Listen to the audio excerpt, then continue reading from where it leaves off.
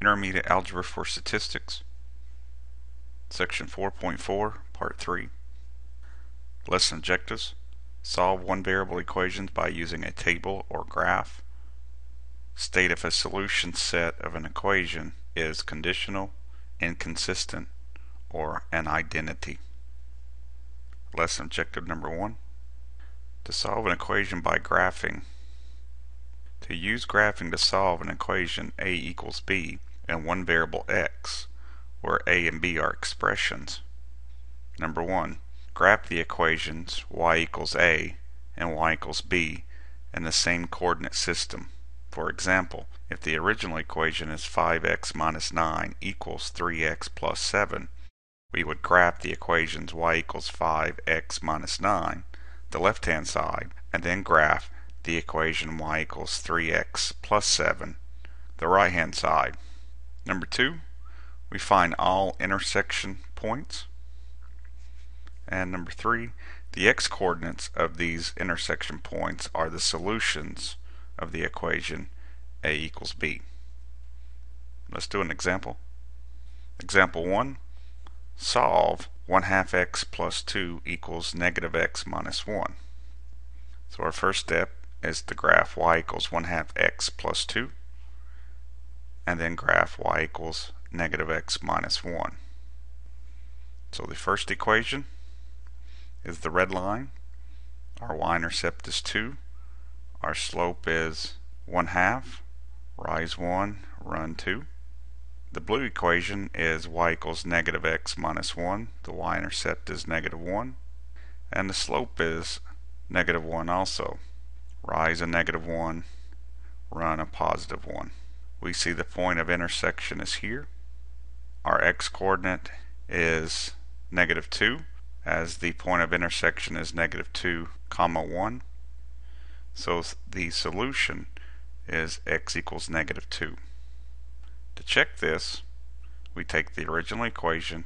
Everywhere we see an x, we're going to substitute negative 2. So here we multiply and then we add 2. This one we take negative 1 times negative 2, and then we subtract 1. So for the left-hand side, we get negative 1 plus 2. Right-hand side, we get 2 minus 1. And left-hand side equals the right-hand side. So x equals negative 2 is a solution. Let's do another example. Solve the equation 3 equals x minus 2 by graphing. So our first step is we graph the left-hand side, y equals 3, and then we graph the right-hand side, x minus 2. The y-intercept would be negative 2, and the slope would be 1. Rise 1, run 1. Point of intersection is 5, 3. So the x-coordinate is 5, so our solution is 5. Solving an equation in one variable by using a table. Solving an equation by using a table is simple. We look for the input, the x, that produces a output, or y, that is the same. Example 3. Some solutions of y equals 3x minus 5 are given in the table. Use the table to solve the equation 1 equals 3x minus 5. If we substitute 1 in for y into the equation y equals 3x minus 5, the result is the equation 1 equals 3x minus 5, which is what we're trying to solve. We see that the output, y equals 1, originates from the input x equals 2. So the order pair 2, 1 satisfies the equation y equals 3x minus 5. We can check this. 1 equals 3 times 2, which is 6, minus 5. 1 equals 1. So this means that 2 is the solution to the equation 1 equals 3x minus 5. Let's do an example using the graphing calculator. Here we have a linear equation. What we're going to do is we're going to graph the left-hand side and the right-hand side to find the solution. So the first thing we have to do is we hit the y equals button.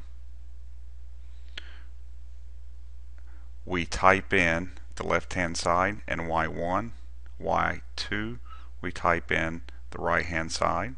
We want to make sure that the stat plot is not on. Next we hit graph. Now we can see it's close here, but it's hard to tell exactly where the point of intersection is. So if we hit the window key, that will change our window settings. So if you hit the window key, you should see this.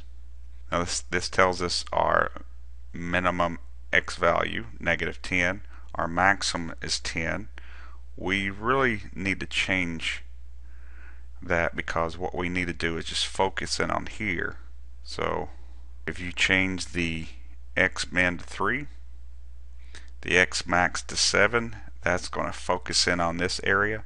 And then we also need to expand our y-axis so we can see the point of intersection. So instead of having a y min at -10, I'm going to change it to -1, and then the y max from a +10 to a +25.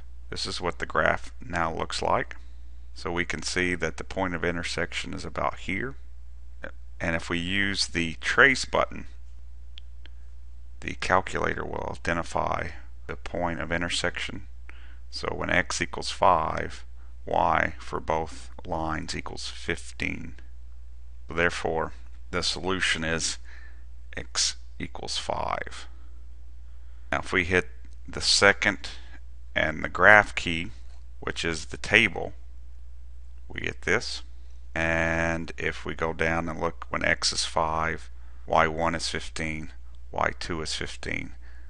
This is the only x value where these two y's are the same. Lesson objective number 2.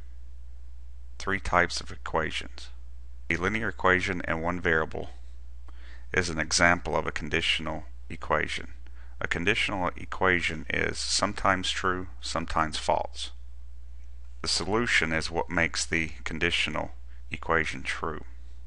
If an equation does not have any solutions, we call the equation inconsistent, and we say that the solution set is the empty set. So there are no values that will make the equation true.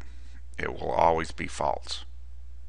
An equation that is true for all permissible values of the variable it contains is called an identity. This means there's more than one solution. Any value will make the equation true. Let's look at some examples. Example 4. Solve the equation. State whether the equation is a conditional, inconsistent, or an identity. Number 1. 2x plus 1 equals 9. First thing we want to do is subtract 1 to both sides. We get 2x equals 8. Divide by 2. X is 4. The number 4 is the only solution, so the equation is conditional. 4 makes the equation true. The other numbers make the equation false. Number 2, we have 3x plus 2 equals 3x plus 7. We have variables on both sides, so we want to move all the variables to one side. So we subtract 3x from both sides. Now when we do this, the variables cancel and we're left with 2 equals 7. So there's no more variables. This is a false statement. So since 2 does not equal 7, we conclude that the original equation is inconsistent and the solution set is the empty set. Number 3. Our first step is to do the distributive property. We have 2x plus 8 plus 1. Combine like terms. We get 2x plus 9 equals 2x plus 9. If we move the variables to one side of the equation, we see that 2x minus 2x is 0, 2x minus 2x is 0, and we are left with 9 equals 9. Now this is a true statement, and since 9 equals 9 is a true statement, we conclude that the original equation is an identity and its solution set is the set of all real numbers. So for this equation, you put in any value for x, it will always give a true statement. Here's the readings and suggested problems from the text. Thanks for watching.